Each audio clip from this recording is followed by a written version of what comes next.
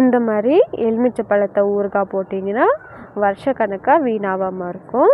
எப்படி செய்யுதுன்னு வாங்க பார்க்கலாம். ஃபர்ஸ்ட் எலுமிச்சை பழத்தை வாஷ் பண்ணி நல்ல துணியில் துடைச்சி எடுத்துக்கோங்க. எடுத்து எல்லா எலுமிச்சை பழத்தையும் நான் காட்டுற மாதிரி கட் பண்ணி எடுத்துக்கோங்க. கட் பண்ணி நடுவில் நல்லா உப்பு ஸ்டஃப் பண்ணி எல்லா எலுமிச்சை பழத்தையும் இதே மாதிரி எடுத்து வச்சுக்கோங்க. அடுத்து மூடி இருக்கிற வாளி எடுத்துக்கோங்க. அதுக்குள்ளே இந்த எலுமிச்சை பழம்லாம் வச்சு மூடி போட்டு விட்டுருங்க.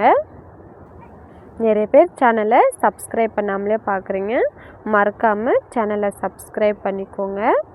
இந்த மாதிரி ஊறுகாய் செய்யும்போது டேஸ்ட்டும் நல்லாயிருக்கும்.